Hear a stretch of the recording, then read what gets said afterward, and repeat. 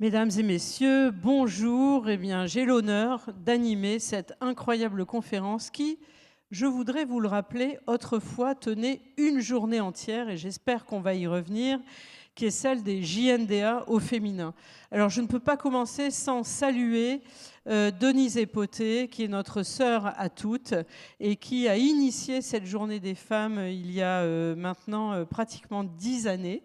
Une pensée très forte pour elle, je crois qu'elle viendra ce week-end. C'est la patronne du marketing de TV5 Monde. Et bien entendu, Pierre de Gaëtan Njikam qui a tenu à réaliser ces JNDA contre vents et marées. Donc bravo et merci d'avoir pensé à nous les femmes. Ce qui est important de savoir, c'est que la liberté économique des femmes profite à tous. Je voudrais juste vous citer un chiffre que j'ai lu dans la presse économique récemment. 95 milliards de dollars, c'est le montant que l'Afrique subsaharienne perd chaque année en raison de l'écart entre les genres sur le marché du travail. Donc je crois qu'il est très important que nous soyons tous, que nous prenions la parole et que nous aidions toutes les femmes entrepreneurs à réussir pour équilibrer cette vie économique à la fois africaine mais bien sûr mondiale, car c'est un phénomène qui existe dans tous les pays. Alors, pour parler des femmes entrepreneurs, j'ai le plaisir d'accueillir Kharidjatia Diallo. Je vais vous présenter ces jeunes femmes les unes après les autres.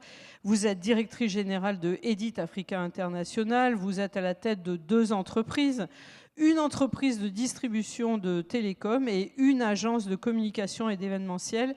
Et vous êtes aussi, ça c'est important, vous nous en parlerez tout à l'heure, à la tête de l'association des femmes actives. Ensuite, nous avons avec nous Mireille Fomkong, qui est DG chez A16, qui est une agence de conseil en marketing pub. On dit qu'elle est la référence dans le secteur de la communication au Cameroun. Bon, Mireille est assez successful et en même temps très réservée et modeste sur son rôle. Pourtant, elle est la présidente de la commission d'entrepreneuriat et de leadership au féminin du patronat camerounais. Donc, une personne qui compte et qui nous aide, nous les femmes, à monter chaque jour des marches. Fatima Boussala. Fatima est où ? Oui, Fatima Boussala Idrissi, vous êtes la fondatrice et la dirigeante de AMS International, mais aussi AMS Afrique et d'autres entreprises. Et vous êtes une spécialiste de l'audit de marketing et de services. Vous aidez à l'international, vous aidez vos clients à grandir. Et d'ailleurs, quand on a préparé cette conférence, Fatima, vous m'avez fait une confidence que j'ai trouvée extrêmement émouvante et poétique. Et alors, au milieu de la présentation de ces dames, j'aimerais bien que vous nous en parliez quelques secondes. Oui, c'était lors du discours de Sa Majesté Mohamed VI. Ça faisait à peu près 10 ans que j'avais créé la première entreprise et j'avais très envie d'aller explorer d'autres horizons. Et ce discours, il avait commencé bien sûr par des remerciements et il avait poursuivi par, j'espère que je vais bien me remémoriser, il est beau le jour où l'on rentre enfin chez soi après une très longue absence. Il est beau le jour où le cœur est porté par le foyer aimé. L'Afrique est mon continent et ma maison. Je rentre enfin chez moi et vous retrouve avec bonheur. Vous m'avez tous manqué. Voilà, moi c'est cette phrase-là qui m'avait portée pour créer la deuxième entreprise. Bravo, je crois qu'on peut l'applaudir. Et vous remarquerez que les femmes entrepreneurs ne manquent pas de poésie et de délicatesse dans le continent. Et enfin, Aïta Magassa, vous êtes présidente et fondatrice de la première agence immobilière d'Afrique de l'Ouest. Alors, c'est une agence qui est destinée aux Africains de la diaspora qui souhaitent acheter un bien en Afrique. Elle vous en parlera tout à l'heure. C'est une idée que lui a donnée, qu'elle a eue parce qu'elle a toujours entendu son père parler de son rêve d'avoir cette maison sur le continent. Et d'ailleurs, je fais une petite parenthèse, ça ne vous a pas échappé. Vous savez que Francis Kéré, du Burkina Faso, immense architecte, vient de recevoir le Grand Prix d'architecture, le Pritzker Prize, qui est vraiment la reconnaissance mondiale en matière d'architecture. Donc, je vous invite à aller voir son œuvre et à consulter ses travaux qui sont extraordinaires, mais on parlera d'écologie, Aïta, tout à l'heure. Et enfin, nous aurons, normalement, je ne sais pas si la technique va approuver, 2 pitchs en ligne. Le premier de Moussukoro Ndiaye, qui est une experte comptable, mais bien plus que ça, qui a fait un immense chemin, puisqu'elle est la première associée chez Mazars au Sénégal et en Afrique de l'Ouest, donc une grande dame. Et puis nous aurons Tatiana Bazin, fondatrice et CEO de Tatiana Bazin Comestic Company, dont on dit qu'elle est une sérieuse entrepreneuse. Enfin, c'est des présentations qui n'en finissent pas.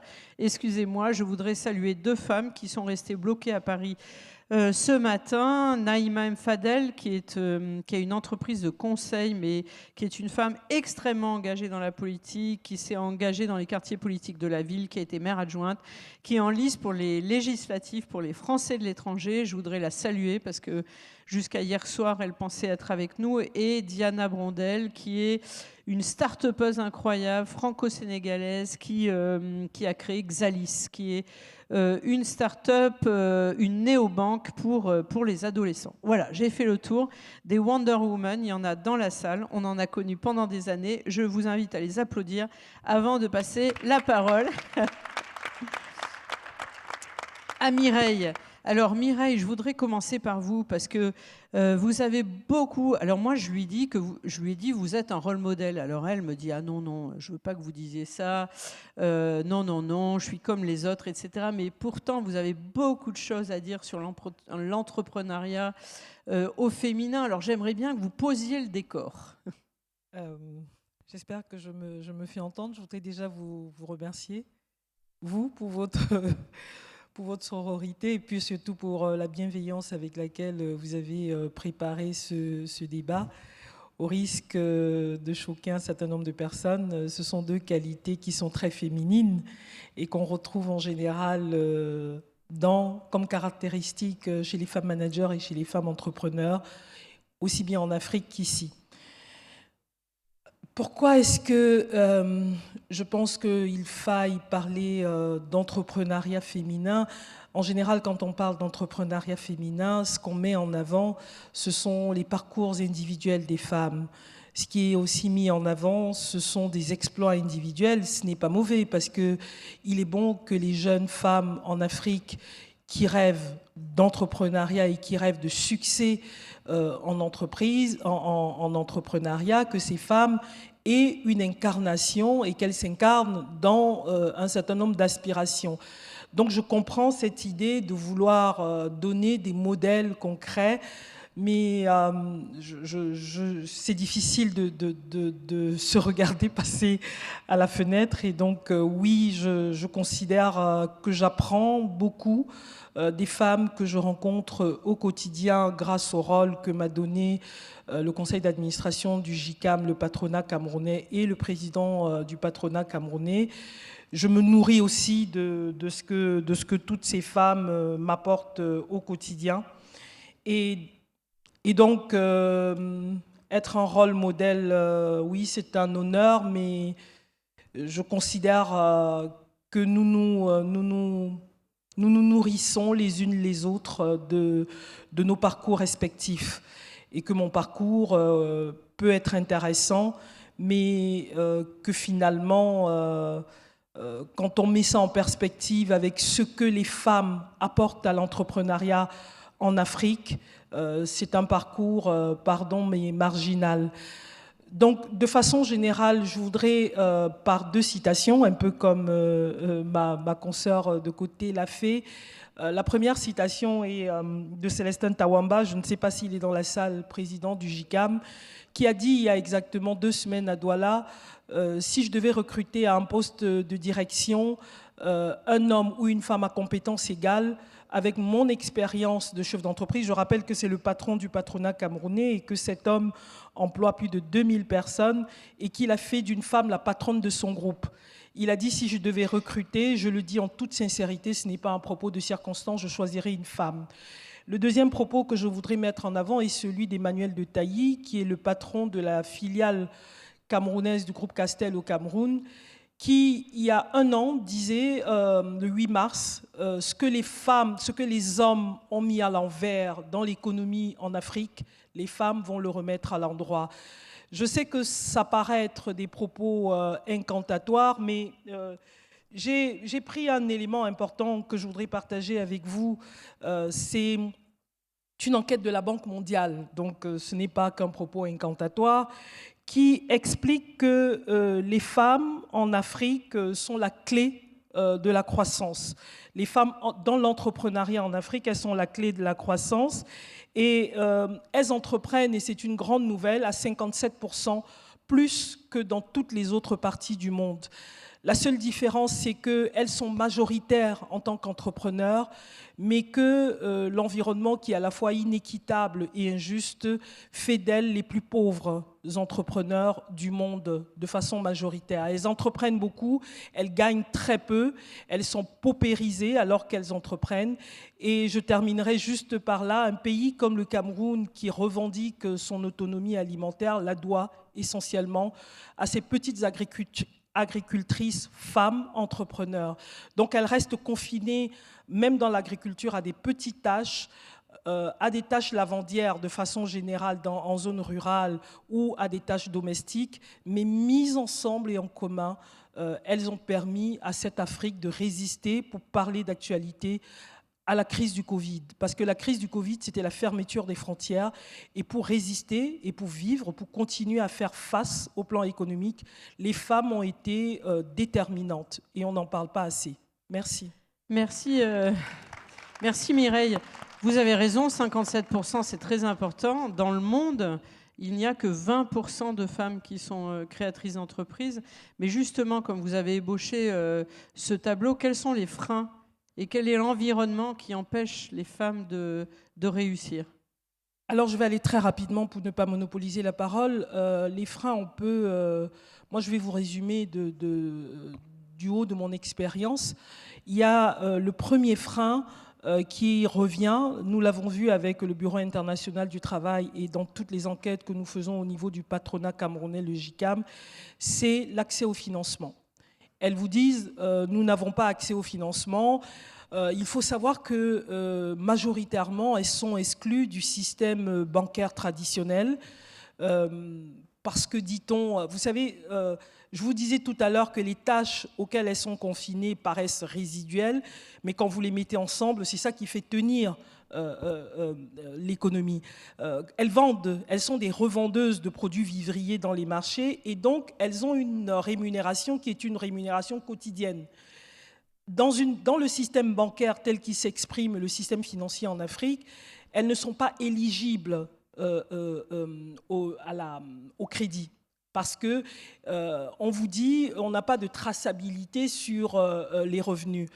C'est pour ça que vous avez un système parallèle qui s'est développé, qui s'appelle la microfinance et qui aujourd'hui est le plus gros soutien, sauf que les marges de financement avec les microfinances sont très réduites. Donc le premier frein, c'est le financement et c'est une question que nous adressons en permanence au niveau du patronat camerounais. Le deuxième frein, alors je vais vous surprendre et je surprendrai probablement aussi cette assemblée, le deuxième frein, il est d'ordre culturel. À l'école, toutes les études sur l'Afrique centrale, en tout cas, les donnent majoritaires et plus méritantes aux sorties de l'école primaire à l'université. Elles sont, en matière de réussite, elles sont toujours à plus de 50% meilleures. Simplement, quand elles arrivent dans la vie professionnelle ou même quand elles décident d'entreprendre, elles sont toujours en deçà des hommes, que ce soit en termes de rémunération ou d'accès aux postes décisifs. La raison, elle est simple, elle est culturelle, elle est liée aussi à un sexisme. Je sais que ça devient un gros mot d'être féministe, mais elle est liée à un sexisme ordinaire et banalisé. Elle est aussi liée chez les femmes à des freins qui leur sont propres. On leur a dit, on en parlera tout à l'heure, je l'espère, de l'ambition. On a criminalisé l'ambition des femmes. Une femme ambitieuse est une femme prétentieuse, c'est une femme qui oublie qu'elle doit s'occuper de sa famille. Donc oui, parfois elles ont les meilleures idées pour entreprendre, mais vous verrez que les entreprises dirigées par les femmes sont soit des TPE et vraiment au grand maximum des PME. C'est très rare des femmes qui arrivent à des niveaux importants. Quand elles arrivent à des niveaux importants, dans mon pays, il y en a une seule, elle s'appelle Kate Fotso, dans le cacao et l'agriculture. Tout ça parce que ce frein culturel demeure. Et nous devons nous attaquer à ce frein. Et il n'est pas évident de s'y attaquer parce que ce sont les femmes qui élèvent les petits garçons et les petites filles. Donc ce sont elles-mêmes qui ont vécu avec des schèmes et des barrières sur leur présence dans l'espace public. Le troisième frein, et je m'arrêterai là, en dehors du financement et du côté de cette pesanteur culturelle, c'est une pesanteur, je dirais, étatique et structurelle. Il faut des politiques publiques massives, fortes, audibles, qui puissent aider. Je ne parle pas de discrimination positive, je parle de politique incitative, on reviendra là-dessus, qui puissent permettre aux femmes, en tout cas, de rétablir un peu d'équité et d'égalité, peut-être pas d'égalité, d'équité et de justice, à la fois dans le monde du travail, mais aussi dans l'entrepreneuriat dans notre pays. Merci. Et dans nos pays, pas notre pays. Merci. Merci beaucoup Mireille, et bravo pour cette franchise. Vous avez raison, il y a une question de transmission de l'ambition et qui est vraiment fondamentale. Et d'ailleurs, je voudrais passer la parole à la fois à Karijata qui disait que elle, dans sa fratrie, où il y avait 7 garçons, elle était la seule fille, c'est son frère qui l'a amené à faire bouger les lignes et qui l'a amené à s'engager. On pourrait aussi passer la parole à Aïta qui, elle, a été inspirée par son père, mais vous allez nous en parler. Vous aussi, vous avez vécu des freins qui étaient très importants dans votre vie privée. Et d'ailleurs, c'est assez spectaculaire de voir votre réalisation à la fois familiale et professionnelle. Alors, je vous passe la parole. Parlez-nous de cette transmission. C'est vrai que quand, finalement, il y a une forme d'autorisation comme ça de créer, ben, ça facilite quand même le point numéro 2 que vous avez adopté. Merci Marie-Laure. Félicitations Mireille. Merci d'avoir abordé ces questions qui nous touchent. Oui, effectivement, j'ai dû briser les codes pour devenir un homme et ensuite devenir un entrepreneur. Oui, mon frère m'a dit une fois, tu devras prendre ton destin en main parce que si tu ne le fais pas, personne ne le fera pour toi et tu risques d'être vendu. Alors vendu, ça veut soit dire être marié, ou alors ça veut soit dire prendre des décisions que vous ne voulez pas.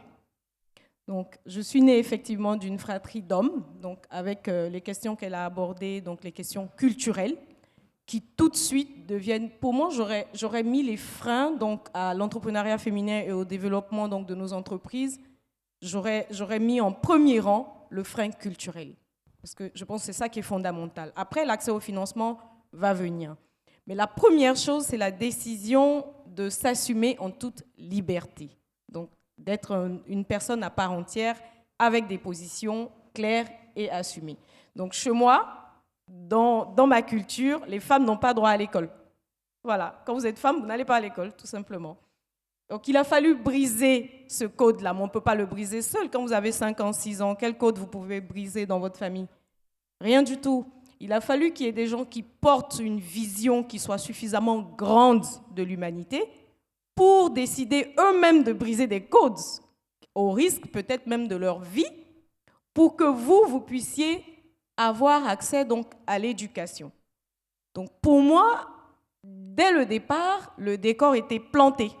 Donc rien ne sera cadeau, tout va peut-être arriver avec ma seule volonté.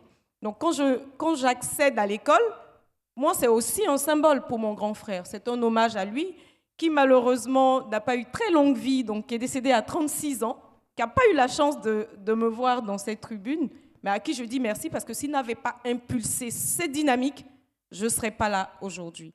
Donc, grâce à son action et à l'action de toutes ces personnes-là, j'ai été à l'école, je me suis maintenue à l'école parce qu'il fallait se maintenir à l'école. Et pour se maintenir à l'école, il fallait être meilleur. Parce que si vous n'êtes pas meilleur, ben vous repartez à la maison et ce sera le mariage forcé.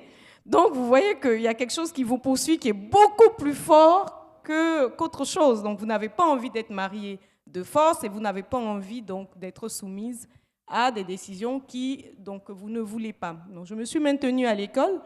Et je suis devenue ingénieure, j'ai travaillé dans une multinationale, et donc on pensait que ça s'était arrêté. Bon, l'ambition s'est arrêtée, Mireille, n'est-ce pas? L'ambition s'est arrêtée. Mais non, l'ambition ne s'est pas arrêtée, parce que j'ai démissionné donc, il y a 10 ans d'une multinationale. En démissionnant, donc, j'ai envoyé 3 signaux forts. Le premier, c'est qu'il n'y a aucune position qui est acquise, donc il faut construire et continuer de construire. Donc j'ai démissionné et ça a permis de créer des emplois de ma position, donc 2 ou 3 emplois quand même pour d'autres personnes derrière. Pensez aux générations qui viennent après. En démissionnant, j'ai créé donc ma première entreprise, Edit Africa, qui est dans la distribution des télécoms, parce que c'est ce que je faisais.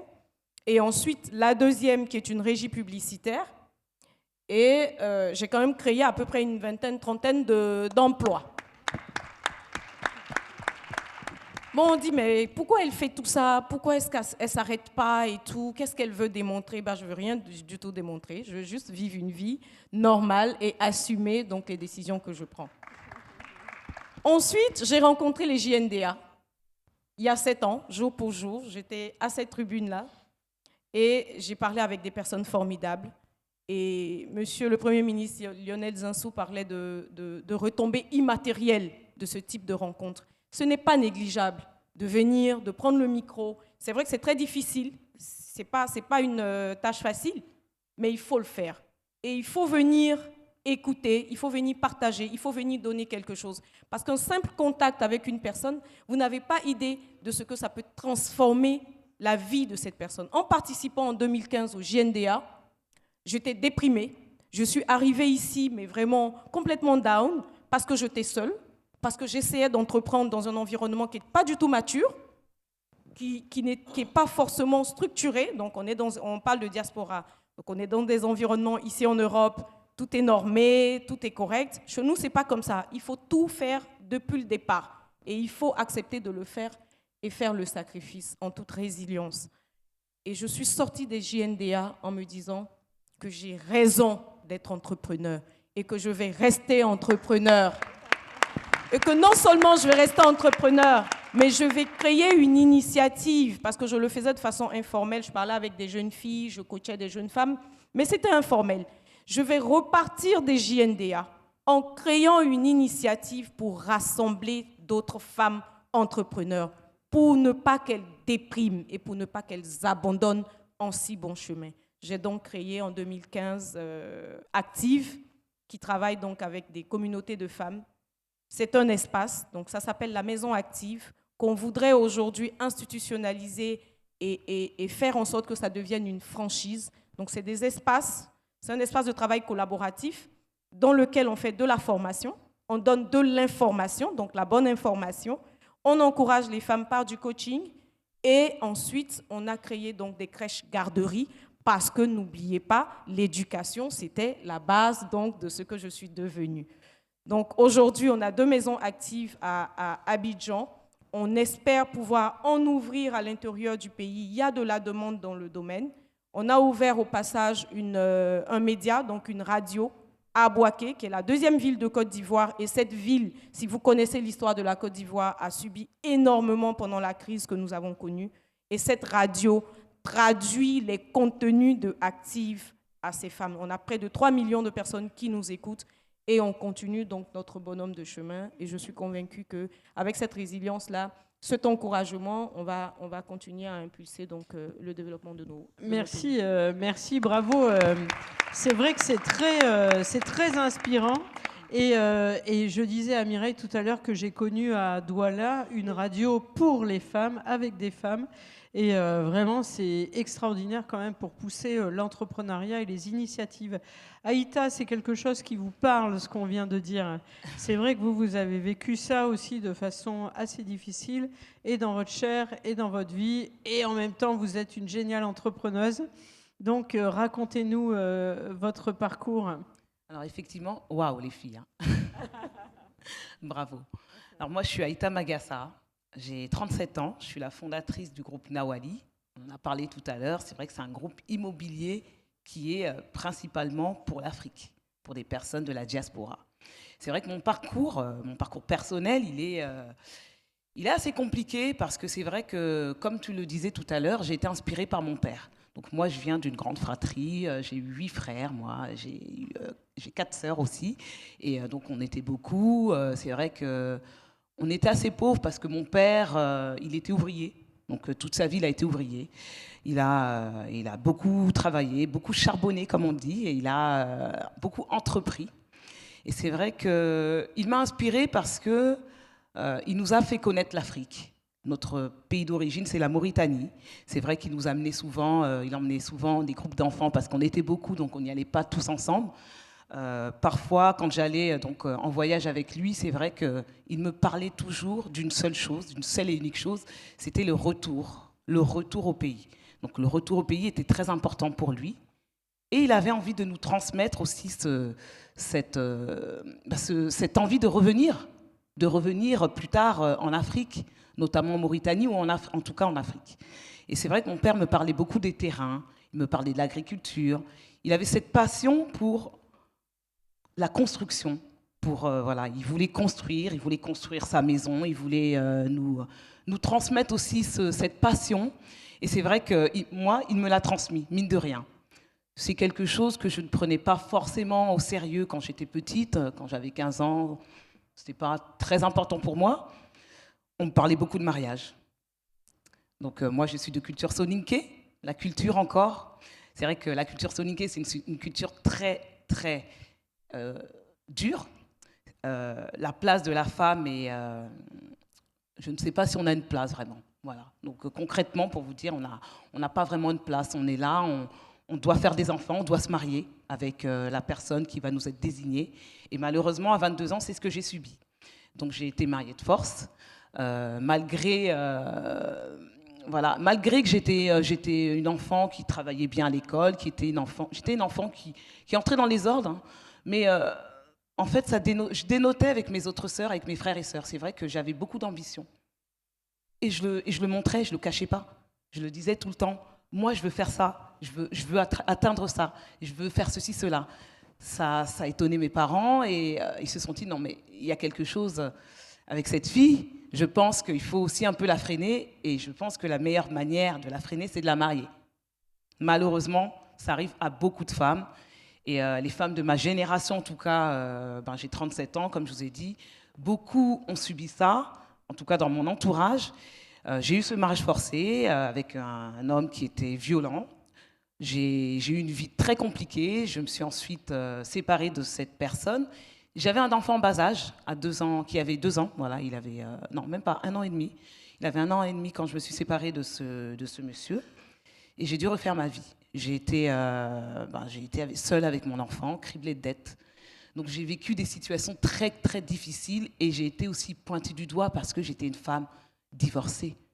Aussi, ça c'est tabou et dans la culture, c'est très, très mal vu, en tout cas en Afrique. Il fallait en tout cas remonter, gravir les échelons et puis ne pas perdre la tête, parce que c'est vrai que moi j'ai failli perdre la tête à cette période. C'est vrai que bon, je ne vais pas rentrer dans les détails, voilà, mais ça a été une période très compliquée pour moi. Et déjà, vous nous faites un cadeau parce que vous dites, j'en ai pas parlé pendant très longtemps. Ouais. Et maintenant, vous commencez. Ouais, merci beaucoup. C'est assez difficile d'en parler, effectivement. C'est assez difficile d'en parler, mais je pense qu'il faut le faire. Je pense que maintenant, la femme que je suis, c'est quelque chose qui est derrière moi. Suite à ça, je me suis reconstruite. J'ai refait ma vie. J'ai d'autres enfants. Voilà. Aujourd'hui, j'ai 4 enfants. Et voilà. Elle a J'ai 4 garçons. elle a inventé un mot. Elle dit qu'elle est même preneuse, en Et fait. oui, voilà. Et je suis même preneuse parce que cette ambition que j'avais quand j'étais petite, voilà, de pouvoir créer des choses. J'ai toujours été une personne très créative, qui a voulu. J'ai toujours voulu en fait créer des choses, en tout cas mettre en place des choses qui vont aider les gens. Et moi, je suis très dans l'entraide. Il était impossible pour moi de mettre en place un business, en tout cas un business ou une entreprise, une société qui n'allait pas aider les gens.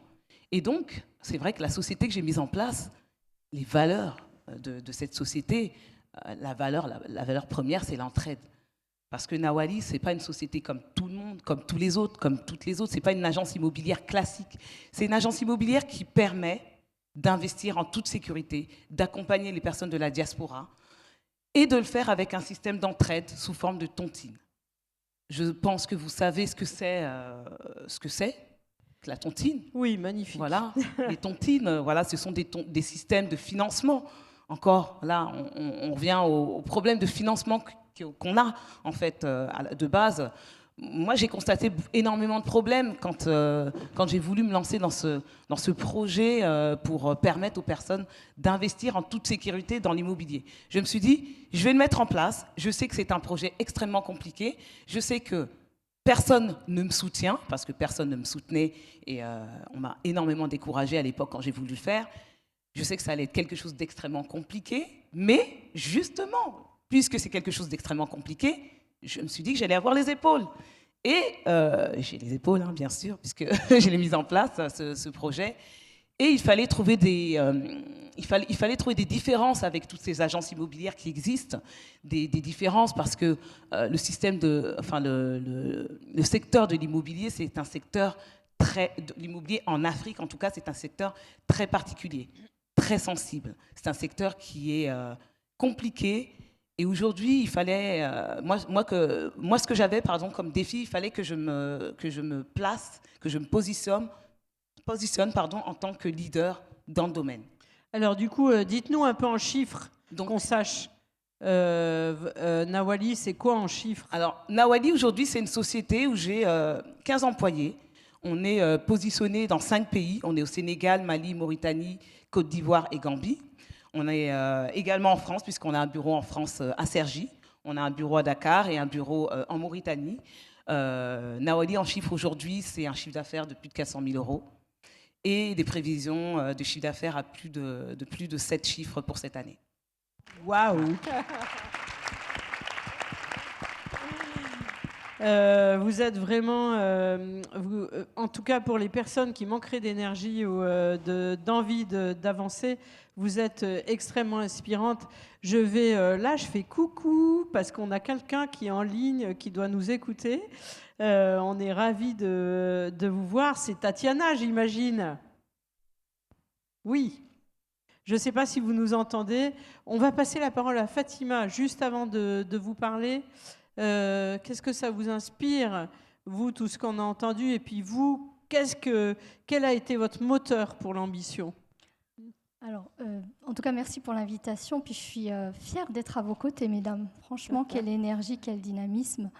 Moi, ce que ça m'inspire, je vais rebondir peut-être sur le témoignage d'Aïta, sur le fait justement d'aider les gens, d'être dans la bienveillance. Lorsque j'ai créé ma première entreprise, je quittais un poste de salarié, un poste avec des responsabilités dans une multinationale américaine. J'aimais beaucoup leur management, où on donne la chance aux autres, donc j'étais aussi dans cette bienveillance-là. Et lorsque j'ai écouté le discours donc, de Sa Majesté en 2017, j'étais allée à Tanger et j'avais rencontré des migrants. C'est quelque chose qui m'a énormément touchée, d'aller aux côtés de ces migrants, déjà de les voir, de me dire mais comment on peut se déchirer à sa famille, à sa culture et aller vers d'autres contrées, chercher de quoi manger. Moi, c'est quelque chose qui m'a touchée. Je suis allée échanger avec ces jeunes. Et en face de moi, j'avais des jeunes qui étaient diplômés, des masters en philosophie, des gens qui avaient étudié la comptabilité, d'autres dans l'artisanat, la soudure. Et je me suis dit, mais il faut absolument faire quelque chose, c'est pas possible. Moi, j'ai toujours été convaincue qu'avant de faire du social, il fallait faire du business, en fait. Il fallait faire du business, créer de l'emploi pour pouvoir aider ces gens, parce que quand on aide une personne, quand on donne un emploi à une personne, et ben c'est toute une famille derrière qu'on nourrit. Et pour nous, en Afrique, je dis pour nous parce que je suis marocaine et que je travaille maintenant avec plusieurs pays africains, c'est toute une tribu derrière. Voilà. Et dans la tribu, eh ben, vous avez aussi des jeunes qui vont accéder aux études, qui vont accéder au diplôme. Voilà. Donc c'est ça que ça m'inspire, au-delà des entreprises que j'ai créées. Pour moi, l'entrepreneuriat, c'est aussi un rôle social. Merci, merci beaucoup. C'est vrai que vous êtes toutes des passeuses en fait, hein. Et quand on préparait cette conférence, vous me disiez que quand vous le faites et que c'est pas pour vous, c'est pour les autres. C'est pour les autres femmes qui sont derrière. Alors là, je vois à l'écran, je ne sais pas si vous la voyez, Tatiana Bazin. On vous a présenté tout à l'heure. Vous êtes la fondatrice et la CEO de Tatiana B Cosmétique Compagnie, mais en fait, vous êtes une sériole entrepreneuse. Est-ce que vous nous entendez? Est-ce que vous nous entendez à Bordeaux? Bonjour à tous. Ce n'est pas Tatiana, c'est Moussoukoro. Vous m'entendez? Ah oui, alors formidable, parce que depuis tout à l'heure, on m'envoie un message en me disant que je ne pourrais pas, que je ne pourrais pas vous avoir. Donc, alors super. Donc, je retombe sur mes pieds. Enfin, je vais peut-être y arriver. Moussoukoro, que je n'avais jamais vu. Alors, excusez-moi. Vous êtes la première associée chez Mazars au Sénégal et en Afrique de l'Ouest. Vous êtes une femme des finances. Alors, les finances, vous savez, c'est quelque chose qui est très difficile pour les femmes entrepreneurs. On peut tout en attester et tout en parler. Alors, racontez-nous quel est votre beau chemin dans ce monde et votre arrivée comme associé chez Mazars, qui est quand même extraordinaire. Très bien, merci beaucoup et merci pour l'invitation. D'abord, un grand bravo à toutes les femmes qui sont sur le plateau. Vraiment, les parcours sont vraiment très inspirants. Alors moi, je suis de nationalité franco-sénégalaise, j'ai 41 ans. Je suis mariée et j'ai 4 enfants, dont des triplés de 3 ans, donc on verra, c'est un petit peu ma particularité, on va dire. Donc mon parcours scolaire, je l'ai fait exclusivement au Sénégal, je suis née au Sénégal et ensuite je suis partie en France pour mon parcours universitaire. J'ai obtenu un master 2 en comptabilité contrôle audit, donc on était déjà dans la finance. Et je me suis lancée ensuite dans le parcours d'obtention du diplôme d'expertise comptable et foncière. Alors, donc, après mon master, j'ai insisté pour avoir de l'expérience en France avant de rentrer. Donc, j'ai intégré le bureau de Mazars, donc Mazars qui est un groupe international dans la finance, au niveau de Lyon, donc dans la ville de Lyon. Et j'ai intégré le département audit. Donc, j'ai fait une auditrice. Je suis restée 3 ans et en 2008, je trouvais que ça faisait déjà 10 ans que j'étais en France. J'ai demandé mon transfert. Et je pense qu'avec le recul, le fait de l'avoir fait au bout de 3 ans, c'était le bon timing. Parce qu'aujourd'hui, on a beaucoup de jeunes de la diaspora qui sont un petit peu dans un engrenage, puisque plus on reste dans le temps, plus on a des salaires élevés et plus c'est difficile de rentrer. Déjà à l'époque, j'avais eu l'impression d'avoir réduit mon salaire de 3 ou 4. Bon, voilà, donc je suis rentrée en 2008. Ma tropicalisation sur place, donc j'ai rejoint le bureau de Mazars Sénégal en 2008. Elle a été très rapide puisque, étant donné qu'on est dans un secteur très réglementé, l'expertise comptable, l'audit, nous avons des standards internationaux. Donc, je me suis rapidement mise dans le bain, acclimatée. Et en 2011, je me suis mariée. Alors, quand je me suis mariée, j'ai eu pratiquement, on va dire, 10 mois après des triplés. Donc, c'est là qu'a été vraiment les gros challenges, puisque tout d'un coup, j'ai eu une grosse charge familiale. À l'époque, j'étais encore manager, donc c'est vraiment une charge de travail importante. Et il faut dire que j'ai eu l'accompagnement du cabinet les 12 premiers mois. C'est vrai qu'on m'avait accordé beaucoup de temps pour m'occuper de mes enfants. Mais après ce temps, on va dire un petit peu de vacances, ce que j'ai fait, c'est que j'ai vraiment exploité au maximum les opportunités que nous avons en Afrique. C'est-à-dire qu'aujourd'hui, avec le recul, si j'avais eu ces triplés à ce moment-là en France, je pense que j'aurais certainement changé de métier. Et donc, je me suis appuyée sur la famille, je me suis appuyée sur tout le personnel que nous avons ici en Afrique, pas très accessible en nombre. Voilà, c'est vraiment, il faut dire que c'est vraiment une particularité de l'Afrique et notamment du Sénégal. Et donc, je me suis organisée pour avoir à la fois un temps de travail de qualité, c'est-à-dire que j'ai fait en sorte de rester concentrée au travail, de mieux m'organiser, de mieux déléguer, de me concentrer sur les tâches essentielles. Et à la maison aussi, j'ai quand même toujours cherché à avoir un temps de qualité avec mes enfants et mon mari. Voilà, donc c'est comme ça que j'ai essayé d'équilibrer un petit peu les choses et d'être restée à Mazar Sénégal pendant 14 ans aujourd'hui. Et il faut dire que j'ai été aussi beaucoup challengée, j'ai été responsabilisée et ce sont des choses qui m'ont permis de grandir, de rester dans la profession, d'apprendre tous les jours et de parvenir au grade d'associé là depuis très récemment. Voilà. Bravo. Merci, merci beaucoup. Je ne sais pas, mesdames, si vous réalisez bien à quel point vous mettez la barre haute. Hein, quand même très, très, très haut, quoi. C'est-à-dire entrepreneuse, maman de famille nombreuse pour beaucoup d'entre vous, 4 enfants. Pour nous, c'est quelque chose d'incroyable. Vraiment, bravo pour ce challenge. Et puis le fait aussi que vous meniez, j'imagine, des doubles carrières dans vos familles. Hein, parce que la carrière masculine et féminine, c'est quand même, ensemble, c'est quelque chose de très difficile. Donc moi, ce que je voudrais savoir, c'est quels sont vos secrets, quels sont vos moteurs, qu'est-ce qui vous fait avancer, livrez-nous ça, pour qu'on puisse continuer. Alors, dites-le nous en quelques mots, puis on va faire un tour de toutes ces dames, et puis vous nous donner 3 tips pour y arriver. 3 trucs. J'y vais ? Oui, allez-y. Oui, ok, très bien. Alors moi, je pense que le plus important pour moi, c'est d'abord la famille. Ça semble peut-être illogique, mais c'est vraiment l'équilibre à la maison qui fait que après tout va bien. Alors ça, c'est vrai que ça apprend quelque chose qui est essentiel pour les femmes, c'est la délégation, en fait.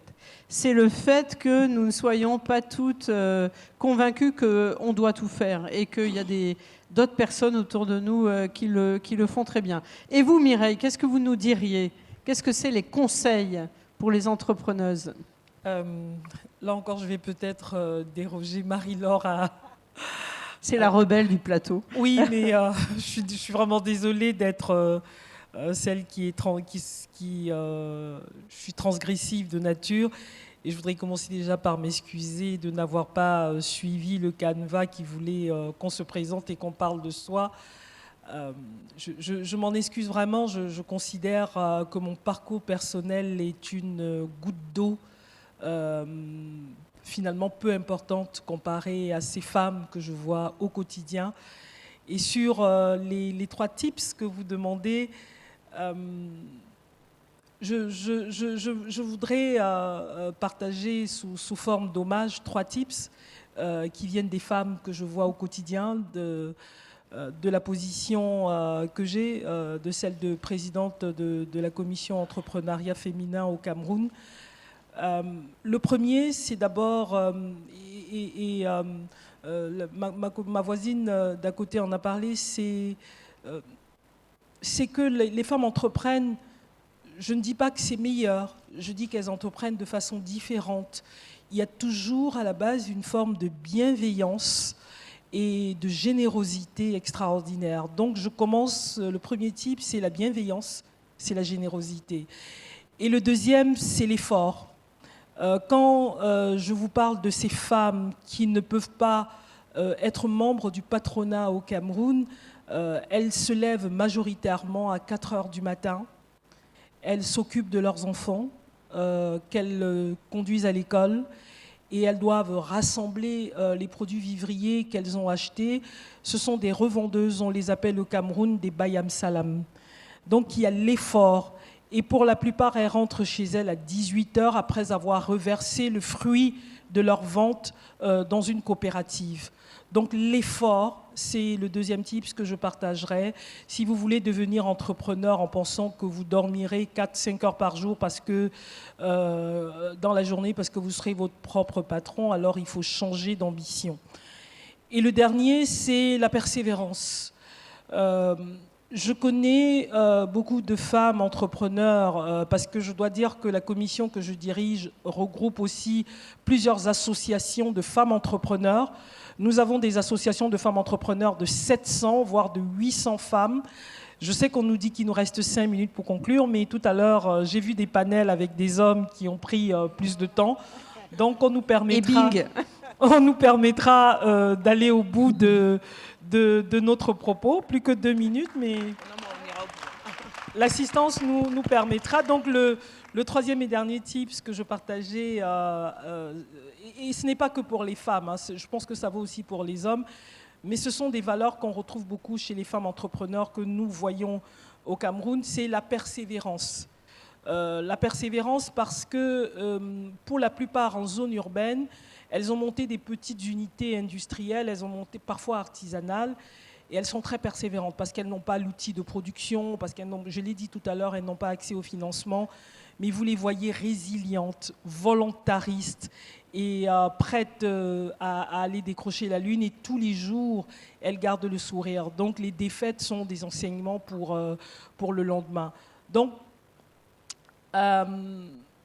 générosité, bienveillance, persévérance, et puis surtout le goût de l'effort. Voilà. Et dans le goût de l'effort, il faut mettre la remise en question permanente.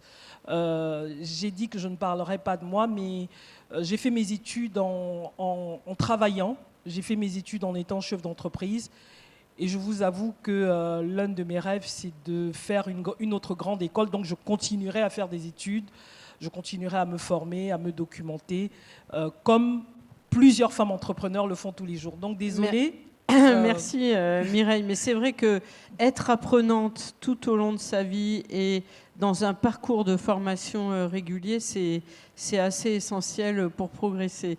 Alors, Fatima. Alors, je vais tenter d'être résister à la pression. Voilà. On nous met un écran on va là. résister à cette pression parce qu'on a quand même des messages à faire passer aujourd'hui. Et si ce n'est pas aujourd'hui, ben, peut-être que ça ne sera jamais. Alors moi, le premier, c'est l'amour et la passion pour ce que je fais tous les jours. Moi, je n'ai pas vraiment l'impression de travailler. C'est vrai que je délègue beaucoup, mais pour moi, l'amour, c'est vraiment ce qui me porte tous les jours et avec une grande sincérité. La deuxième, le fait de contrer ses peurs. Moi, si j'avais écouté tous mes pairs, PAIRS, il y a quelques années, lorsque j'ai exploré le continent africain, j'y serais jamais allée. On a commencé avec le Nigeria. Voilà, donc quand on fait le Nigeria, après on peut tout faire, en toute modestie. Donc le meilleur moyen, merci, le meilleur moyen de contrer ses peurs, c'est de passer à l'action. Vraiment, ça marche. C'est le premier conseil que je vous donne. Et le deuxième, c'est la responsabilité de transmettre. Transmettre aux femmes et aux prochaines générations.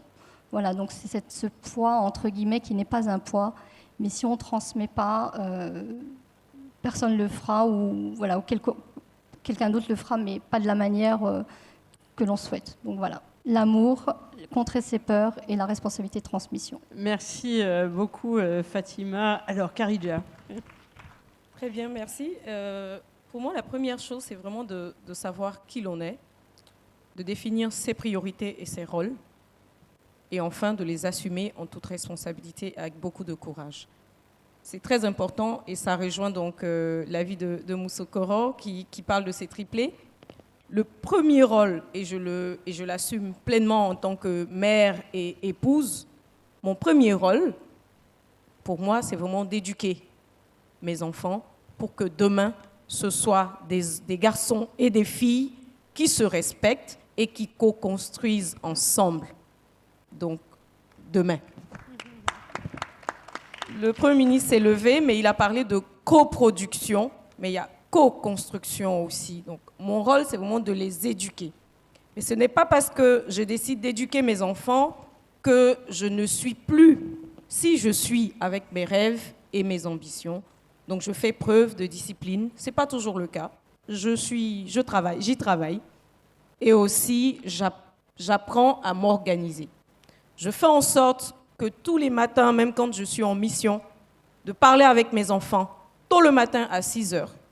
En appel vidéo, Dieu merci, on a maintenant le numérique et tout ce développement-là.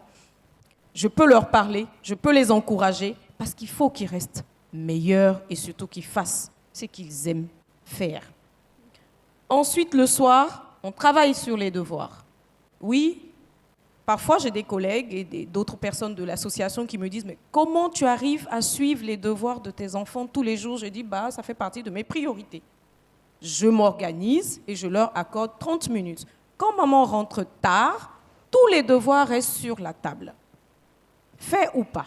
Je vérifie si c'est bon, tant mieux. Si ce n'est pas le cas, à 6 heures, on refait les devoirs.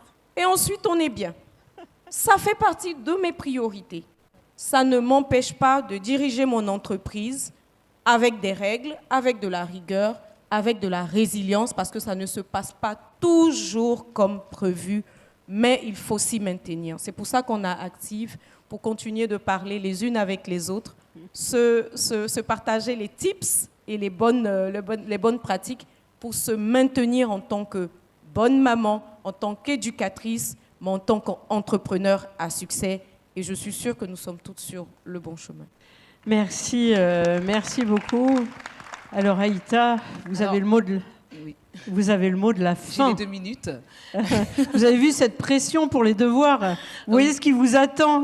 Alors, je suis tout à fait d'accord avec toi. Effectivement, l'organisation, c'est une clé. Hein. Voilà. Pour moi, en tout cas, maman de 4 enfants, s'organiser, avoir une très bonne organisation, c'est une des clés pour réussir. Forcément, je vais pas vous dire vous n'y arriverez pas si vous n'êtes pas organisé, mais ça va, vous allez être impacté en fait. Vous allez être très impacté dans l'organisation de votre société, dans le management de vos équipes. Vous allez être impacté en tout cas. Moi, il y a une autre chose aussi qui est la vision. Il faut avoir une vision. Honnêtement, moi, quand je démarre n'importe quel type de projet, en tout cas chez Nawali, tous les jours, je me pointe au bureau, j'ai une nouvelle idée. Quasiment tous les jours. J'ai une de mes collaboratrices qui est là, qui pourra vous le confirmer. J'ai une nouvelle idée, j'ai des idées et je vois loin pour ma société. C'est pas une société, comme je disais tout à l'heure, que je vais de passage. Voilà, c'est une société que je vois, une multinationale, je vois très très loin. Et donc, forcément, cette vision-là, elle ne me quitte jamais. Parce qu'aujourd'hui, on est sur un projet d'éco-cité qu'on veut mettre en place pour 2023.